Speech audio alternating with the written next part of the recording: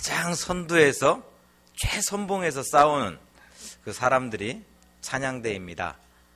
그래서 이렇게 처음 교회를 나오신 분들이, 그러니까 교회를 전혀 모르는 분들이 딱 이 자리에 있어서 은혜 받는 그 통로가 있는데, 담임 목사님의 설교도 아니요, 다른 장식도 아니요, 찬양대의 그 찬양 소리에 은혜를 받습니다. 그러니까 교회를 다녔던 분들은 목사님 설교를 듣고 은혜를 받고 하지만, 처음 이 자리에 앉아 있는 사람들은 찬양대의 그 모습을 보고 와, 좋다, 나도 이 교회 다녀보고 싶다, 그런 이야기를 참 많이들 합니다. 그러니까 영적 전쟁터에서 가장 선두에 서 있는 사람들이 오늘 헌신 예배를 다짐하며 이 자리에서 함께하고 있는 우리 찬양대원들인 줄 믿습니다. 그 찬양대원들 가운데 하나님의 은혜와 사랑이 늘 가득히 넘쳐날 수 있기를 원합니다. 주일 사역을 마치고 집에 들어가서 저녁 식사를 하다 보면은 이제 그때 유일하게 이제 텔레비전을 켜는데요. 텔레비전을 딱 켜면 K-팝 스타라는 그 프로그램이 딱 시작됩니다. 그러니까 가수가 되기 위한 오디션 프로그램인데, 지난 회기 때에는 몽골 선교사님의 아들, 딸이 나와가지고 1등을 했어요. 그래서 상금으로 3억을 받고 무슨 뭐 차도 받고 지금 가수로 활동하고 있습니다. 악동 뮤지션이라는 그런 이름으로. 근데 나중에 이렇게 들려오는 이야기는, 방송에서 들려오는 이야기는 그 3억 받은 걸 다 기부했다고 하더라고요. 그 선교사님이 이제 어머니한테, 사모님한테, 엄마 상금을 받았는데 이거 어떻게 해야 될까요? 그러니까 하고 싶은 대로 해라 했더니 그걸 다 기부했다라는 그런 또 이렇게 훈훈한 이야기를 이렇게 듣게 되었습니다. 근데 여러 가지 사람들이 나와요. 7살짜리 꼬마아이도 나오고, 현재 가수를 하고 있는데 이 오디션 프로그램을 통해서 정식 가수로 데뷔하고 싶은 그런 사람들도 나오고. 근데 한 번은 박진영, 양현석, 유희열 이 세 사람이 나와서 심사평을 하는데 이런 심사평을 하는 것을 들었습니다. 노래는 정말 잘하는데 감동이 안 돼요. 왜 감동이 안 되는가? 그러니까 당신은 그 노래에 미쳐야 되는데 미치지 않고 너무 잘하려고만 그래요. 그러니까 노래는 너무 잘하는데 감동이 되지 않습니다. 그런 이야기를 합니다. 또 내가 비록 작곡을 하지 않고 작사를 하지 않았지만 글을 쓴 사람의 그 마음을 이해하고 글 쓸 당시에 그 감성을 이해하고 노래를 부를 수 있어야 되는데 그 감정이 없어요. 그 감성이 없어요. 라는 이야기도 합니다. 남의 이야기가 아니라 나의 이야기처럼 부를 수 있는 것이 실력인데, 한마디로 말해서 그냥 남의 이야기 100개 와서 쭉 노래를 잘하는 것, 그렇게 해서는 청중을 감동시킬 수 없다라는 거예요. 남의 이야기가 아니라 나의 이야기가 돼야 되고, 정말 남의 열정이 아니라 나의 열정이 돼야 되고, 내가 미쳐서 그 노래를, 너무 좋아서 그 노래를 할 수 있어야 되는데 그렇지 않고 흉내만 내려고 하니까 감동이 없습니다 라는 그런 평가를 들은 적이 있습니다.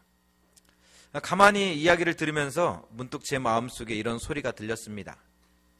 앞에 있는 청중을 감동시키기 위해서 정말 음반을 더 많이 판매하기 위해서 그 노래에 미치는데 온 열정을 다해서 그 글을 쓴 사람의 그 마음을 이해하려고 몇 날이고 며칠이고 몸부림을 치는데, 생명의 말씀을 전하는 정말 너는, 너의 찬양은, 너의 설교는 이런 고백이 있는가?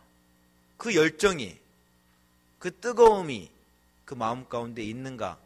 라는 건 질문이 저 스스로에게 찾아왔습니다.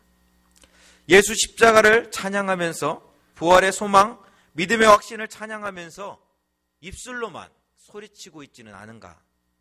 하나님의 마음을, 아니 이 청중의 마음을, 함께 예배하는 이 회중의 마음을 감동시킬 만한 그런 열정이라도 내 마음 가운데 있는가라는 그런 도전이 되었습니다.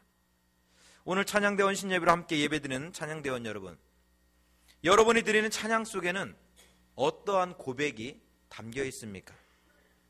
하나님의 마음을 감동시킬 만한 그 열정이 여러분의 마음속에 담겨 있습니까? 아니, 눈에 보이지 않는 하나님이 아니라 눈에 보이는 이 자리에 앉아있는 회중들의 마음을 감동시킬 만한 그 열정이, 그 뜨거움이, 그 간절함이 여러분의 마음속에 담겨 있습니까? 내가 비록 이 곡의 가사를 쓰지는 않았지만 나 같은 죄인 살리신 주님의 은혜가 너무나 놀랍습니다. 그래서 저는 주님을 찬양할 수밖에 없습니다라고 고백하는 존 뉴턴의 그 고백이 나의 고백이 되어서 하나님을 찬양하고 있습니까? 찬양을 우리는 보통 곡조 있는 기도라 이야기합니다. 기도란 기도를 들으시는, 기도를 받는 대상이 분명합니다. 주님이 가르쳐 주신 주기도문에서도 그 첫 시작은 하늘에 계신 우리 아버지입니다. 기도는 허공에 외치는 하소연이 아닙니다. 속이 답답해서 억울해서 그냥 울부짖는 그런 소리가 아닙니다. 내 기도를 듣고 계시는 하나님 아버지를 향한 고백이 기도인 것입니다. 이러한 기도에 곡조가 붙어서 올려드리는 것이 찬양입니다. 그렇다면 우리가 올려드리는 이 찬양은 받으시는 대상이 분명히 있다라는 겁니다. 내가 드리는 찬양은 그냥 나 기분 좋자고 부르는 것이 아니라 하나님이 들으시고 계시고 하나님께서 받으시는 찬양이라는 거예요. 아무 목적 없이 떠다니는 배가 아니라 분명한 그 목적을 향해서 달려가는 그런 이유 있는 찬양이라는 것입니다. 골방에 숨어 작은 소리로 읊조리로라도 목이 메어서 소리가 안 나올지라도 그 찬양을 우리 하나님께서 듣고 계시다는 사실입니다. 시편 40편 1절에서 다윗은 고백합니다. 내가 여호와를 기다리고 기다렸더니 귀를 기울이사 나의 부르짖음을 들으셨도다. 그렇습니다. 우리 하나님은 우리의 기도를, 우리의 찬양을 귀 기울여 들으시는 분이십니다.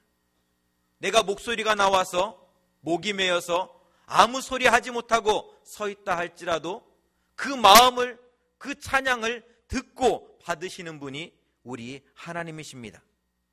그러하게 우리는 찬양을 할 때 이 찬양을 듣고 있는 분이, 하나님께서 이 찬양을 듣고 있음을, 보고 있음을, 지금도 나와 함께하고 있음을, 우리와 함께하고 있음을 기억할 수 있어야 됩니다. 생각하면서 찬양할 수 있어야 됩니다. 그래서 눈앞에 보이는 사람을 위한 찬양이 아니라, 눈앞에 보이는 어찌 보면 좀 더 멋있게 할 수 있을까가 아니라 하나님께서 받으시고 있음을 늘 생각하면서, 기억하면서, 고백하면서 드릴 수 있어야 하는 것입니다. 한 번은 중고등부 학생들과 함께 연합수련회를 다녀온 적이 있습니다. 노회 주관의 연합수련회였기에 대학교를 빌리고 그 강단을 빌려서 많은 교회들이 함께 모여서 수련회를 진행하였습니다. 정말 이렇게 그 동네에서는 내노라 하는 그런 찬양팀을 또 데려다가 함께 찬양을 하고 예배를 드렸습니다. 갔는데 에어컨이 고장이 났어요. 그러니까 여름이니까 찜통이죠. 근데 그 찜통 같은 그 강당에서 막 1시간 동안 방방 뛰면서 찬양을 합니다. 그러면서 생각했죠. 야, 드디어 우리 아이들이 은혜의 그 도가니 가운데, 은혜의 용광로 속에 들어가는구나. 하나님 감사합니다. 막 얼마나 뛰었는지 몰라요. 근데 1시간을 그렇게 뛰고 이제 목사님이 나오셔서 딱 설교를 시작하는데 앞에서 찬양을 인도하던 그 친구들이 밖에 나갔다가 들어오더니 제일 뒷자리에서 잠을 자기 시작하는 거예요. 1시간 동안 저렇게 찬양을 했으니까 피곤하겠지, 힘들겠지. 그런데 앉아서 조는 게 아니에요. 그냥 잘 생각으로 다리 쭉 뻗고 고개 젖히고 그러고 주무시고 계시는 거예요.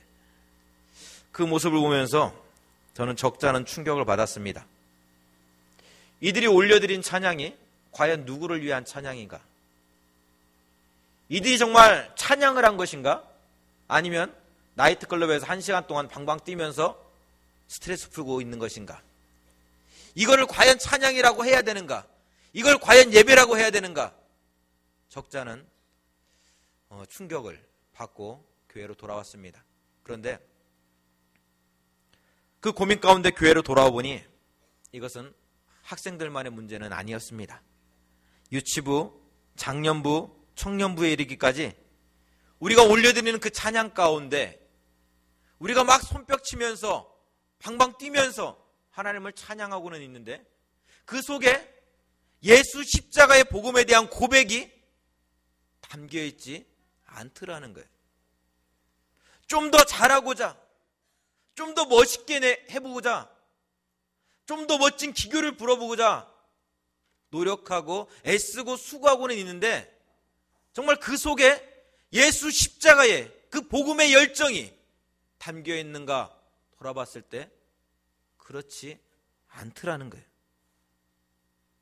여러분은 구원에 대한 감격이 있으십니까? 예수님께서 날 위해서 십자가에 죽으셔서 죽었던 나를 살려주심에 대한 그 은혜에 대한 고백이 여러분의 입술 가운데 있으십니까? 특별히 오늘 헌신을 다짐하는 우리 찬양대원 여러분, 구원의 감격을 주체할 수 없어서 하나님을 찬양하는 분이 얼마나 되십니까? 하나님 너무나 감사합니다. 하나님 너무나 고마워요. 그 하나님을 내가 찬양하지 않고는 견딜 수가 없습니다. 라는 그 몸부림으로 하나님을 찬양하는 분들이 몇 분이나 계십니까? 오늘 본문 출애굽기 15장은 이스라엘이 홍해바다를 건넌 후에 하나님께 올려드리는 감사와 감격의 찬양입니다. 이스라엘에게서 홍해바다는 앞으로도 갈 수 없고 뒤로도 갈 수 없는 그런 죽음의 자리였습니다. 그래서 왜 우리를 이곳에 몰아넣고 죽게 하는가 하나님을 원망하고 모세를 원망하기도 했습니다. 하지만 하나님께서 홍해바다를 가르셔서 마른 땅과 같이 그들을 지나가게 하셨습니다. 그리고 그들을 쫓아오던 애굽의 병사를 홍해바다에서 심판하셨습니다. 죽어야 되는데, 죽음의 자리였는데 그 죽음의 자리에서 하나님께서 생명의 자리로 우리를 인도해 주셨습니다. 우리를 쫓아오던 원수 마귀를 홍해바다에서 완전히 심판하시면서 더 이상 쫓아오지 못하게 만들어 주셨습니다. 죽었던 내가 살아난 거예요. 더 이상 애굽의 병사들한테 쫓길 위험이 없는 그런 신분이 된 거예요. 노예가 아니라 자유인의 신분이 된 거예요. 그 감격에 모세와 온 이스라엘은 하나님을 찬양할 수밖에 없었습니다. 근데 여기서 주목해서 바라볼 것은 우리가 읽은 미리암과 여인들의 찬양입니다. 모세와 이스라엘 백성들이 한 목소리로 하나님을 찬양한 것에 대한 그 화답과도 같은 오늘 본문의 말씀 15장 19절에서 21절은 미리암이 하나님을 찬양하면서 나아오는데 그 손에는 소고가 들려 있었다라고 말씀하고 있습니다. 그냥 하나님을 찬양하는 것이 아니라 춤을 추면서 하나님을 찬양한다라고 기록하고 있습니다. 그런데 여러분, 이들이 추고 있는 춤은 어디서 배운 춤일까요? 이들이 손에 붙들려 있는 이 소고는 무엇을 위한 소고였을까요? 애굽에서 이스라엘은 노예였습니다. 남자 노예는 육체 노동을 해야 했고 여자 노예는 잔치에서 춤을 추고 악기를 연주하는 일들을 하곤 했습니다.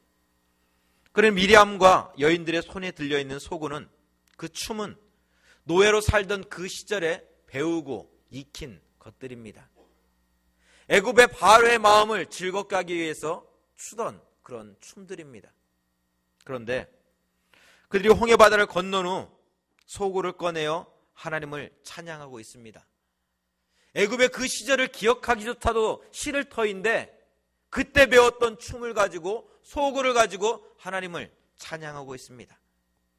바로와 그 신하를 위해서 추던 춤이 변하여 구원의 기쁨과 감격을 노래하는 춤으로 변하였습니다. 우리는 형식을 이야기하면서 구원의 기쁨을 잃어버릴 때가 많이 있습니다. 하지만 그렇지 않습니다.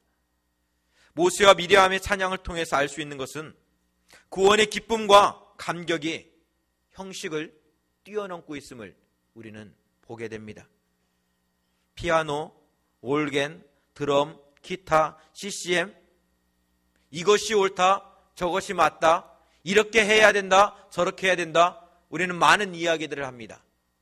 근데 그 모든 형식 가운데 복음의 감격이 빠져 있다면 아무 소용없는 울리는 꽹과리일 수밖에 없습니다. 소고를 가지고 하나님을 찬양하더라도, 북을 가지고 하나님을 찬양하더라도 그 속에 구원의 기쁨과 감격이 있다면 그것이 하나님이 기뻐 받으시는 찬양이요, 그것이 생명의 역사가 일어나는 찬양인 것입니다. 서쪽 하늘 붉은 노을, 영문 밖에 비치누나 연약하온 두 어깨에 십자가를 생각하니 머리에는 가시관, 오늘 몸에는 붉은 옷, 힘없이 걸어가신 영문 밖의 길이라네. 주기철 목사님이 부르셨던 영문 밖의 길이라는 찬양입니다. 재편집되어서 찬송가 158장에 들어온 곡이기도 합니다. 그런데 우리는 이 찬양을 부르면서 윤심덕 씨의 사회 찬미를 이야기하지 않습니다. 사회 찬미를 먼저 알고 들었던 사람들이나 음악을 전공한 사람들이 아니라면 윤심덕의 사랑 이야기를 어떤 노래로 만들었던 사회 찬미, 그 곡에다가 가사만 바꾸어서 부른 곡이 영문 밖의 길이라는 것을 어느 누구도 이야기하지 않습니다. 그보다 먼저 날 위해서 십자가를 지고 골고다 언덕길을 오시신 그 주님의 모습을 생각하면서, 그 주님의 은혜를 생각하면서 감사하고 고백하고 눈물 흘릴 뿐입니다. 미리암의 찬양이나 주기철 목사님이 작곡한 영문 밖의 길은 어찌 보면 당시 가장 유행했던 그 노래의 가사만 바꿔서 부른, 흔히 이야기하는 가사 바꾸기, 어떤 그런 노래의 모습인 것입니다. 그런데 그 곡조에 나의 믿음의 고백이 담기니까, 신앙의 고백이 담기니까 하나님을 향한 찬송, 구원의 감격과 기쁨, 부활의 소망을 바라보는 찬송이 되었습니다. 사랑하는 성도 여러분, 우리가 하나님을 찬양한다고 하는데 그 하나님을 찬양함에 있어 우리 마음 가운데, 내 마음 가운데 무엇이 담겨 있는지 한 번씩 돌아볼 수 있기를 원합니다. 내가 하나님을 정말 더 멋지게, 더 좋은 모습으로 찬양하려고 우리가 몸부림치고 있는데 그 이전에 먼저 내 마음 가운데 날 위해서 십자가에 죽으신 주님의 은혜에 대한 그 고백이, 감격이 있는지 한번 돌아볼 수 있기를 원합니다. 그리고 그 고백이 없다면 잠깐 멈춰놓고 기도하면서 하나님, 그 십자가의 복음의 은혜가 이 마음 가운데 있기를 원합니다. 나 같은 죄인 살리신 주님의 은혜, 그 은혜를 다시금 고백하길 원합니다. 그 은혜에 합당하게 살지 못했던 이 죄인을 주님 용서해달라고, 불쌍하게 해달라고 기도할 수 있기를 원합니다. 두 번째로 우리 찬양에는 순종의 고백이 담겨 있어야 합니다. 여호사압과 아람의 전쟁 이야기가 기록되고 있는 역대하 20장에서 하나님은 두려워하는 이스라엘 향해서 찬양대를 앞세우고 아람 진영을 향해 나아가라 말씀하십니다. 그 말씀대로 이스라엘은 찬양대를 택하여 거룩한 옷을 입히고 군대 앞에서 정말 나아가게 합니다. 20장 21절의 말씀입니다. 백성과 더불어 의논하고 노래하는 자들을 택하여 거룩한 예복을 입히고 군대 앞에서 행진하며 여호와를 찬송하여 이르기를 여호와께 감사하세, 그의 인자하심이 영원하도다 하게 하였더니, 쳐들어온 아람 군대에게 다 죽게 된 상황입니다. 모압과 암몬과 마온의 연합군이 쳐들어왔기에 여호사밧은 감당할 힘이 없어서 하나님, 이제 우리 다 죽게 되었습니다, 하나님 도와달라고 기도하고 있는 그러한 상황입니다. 그런데 이들은 외치고 있습니다. 여호와께 감사하세, 그의 인자하심이 영원하도다. 상황과 전혀 맞지 않는 찬양입니다. 현실과는 너무나 동떨어져 있는 찬양입니다. 그런데 이들이 이렇게 찬양하는 이유가 있습니다. 역대하 20장 20절의 말씀입니다. 너희는 너의 하나님 여호와를 신뢰하라. 그리하면 견고히 서리라. 그의 선지자들을 신뢰하라. 그리하면 형통하리라. 하나님을 신뢰하라. 선지자를 신뢰하라. 그리하면 형통하리라. 하나님의 말씀입니다. 이 말씀을 믿고 이 말씀을 순종하였기에 그들은 하나님을 찬양하며 나아갑니다. 상황 앞에서 무너지는 것이 아니라, 굴복하는 것이 아니라 하나님의 말씀을 믿고 그 말씀에 순종하며 오히려 하나님의 영광을 찬송하고 있습니다. 여호와께 감사하세 그의 인자하심이 영원하도다 찬양하고 있습니다. 그렇습니다.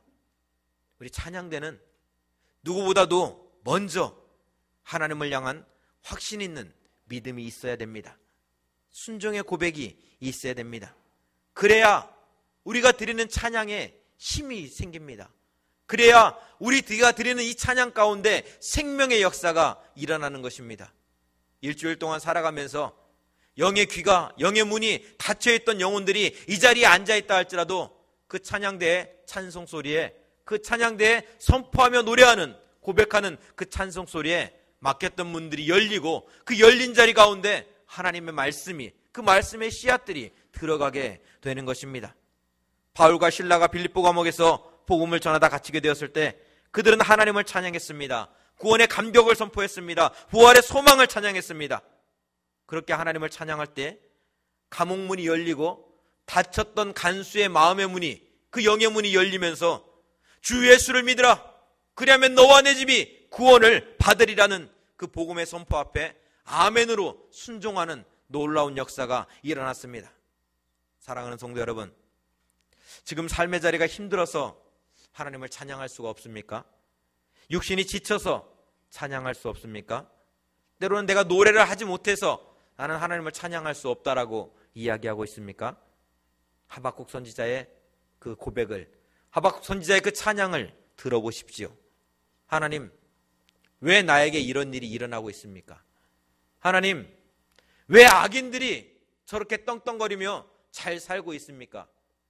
왜 하나님의 뜻대로 살고자 하는데 내 삶은 자꾸만 이렇게 나약해져 가고 있습니까? 연약해져 가고 있습니까? 도대체 왜 이런 일들이 일어나고 있습니까? 하나님께 원망하면서 묻고 있습니다. 그때 하나님께서 대답하시죠. 이 모든 것들이 나의 뜻 가운데 이루어지고 있는 일들이다. 내가 이스라엘을 심판하고, 아니 그들을 사랑하여서 다시금 하나님의 백성으로 세우기 위한 나의 뜻이다라고 하나님은 하박국 선지자에게 말씀하십니다. 이 하나님의 뜻과 계획을 알게 되었을 때 하박국 선지자는 찬양합니다. 하나님, 무화과 나무에 아무 열매가 없습니다. 감람나무에 소출이 없습니다. 외양간 안에 소가 없습니다. 그런데요, 저는 하나님 때문에 찬양할 수 있습니다. 저는 하나님을 원망하는 것이 아니라 하나님을 찬양할 것입니다. 나는 여호와로 인하여 찬양할 것입니다. 하나님의 놀라운 계획을 믿고 찬양할 것입니다. 하나님은 나의 힘이십니다. 하나님은 나의 능력이 되십니다. 하나님께서 나의 발을 사슴과 같이 하사 나로 하여금 높은 곳으로 다니게 할 것이기에 나는 하나님을 찬양할 것입니다. 하박국 선지자는 그렇게 하나님을 찬양하고 있습니다. 오늘 헌신을 다짐하는 우리 찬양대원 여러분, 내가 드리는 찬양 가운데 구원의 감격이 있는지, 믿음의 확신이 있는지 한번 돌아볼 수 있기를 원합니다. 또 이 고백이 있을 때 하박국 선지자의 찬양은, 바울과 실라의 찬양은, 모세와 미리암의 찬양은 나의 찬양이요 나의 고백이 되어서 하나님께 나아가게 될 줄 믿습니다. 기도하기는 대항의 모든 성도들의 삶의 자리가 비록 빌립보 감옥이라 할지라도, 무화과 나무에 열매가 없는, 감람나무에 소출이 없는 그러한 삶의 자리라 할지라도, 앞으로도 갈 수 없고 뒤로도 갈 수 없는 그런 홍해바다와 같은 그러한 삶의 형편이라 할지라도 나는 하나님으로 인하여 나를 구원해 주신 하나님으로 인하여 하나님을 찬양합니다. 하나님께 영광을 돌립니다. 고백하며 나아갈 수 있는 모든 믿음의 사람들 될 수 있기를 원합니다. 그 믿음의 고백 가운데 홍해바다가 열려서 죽음의 자리에서 생명의 자리로 옮김받는 귀하고 복된 삶을 살아낼 수 있는 대항의 모든 가족들이 될 수 있기를 주님의 이름으로 축원드립니다. 그래서 기도하겠습니다.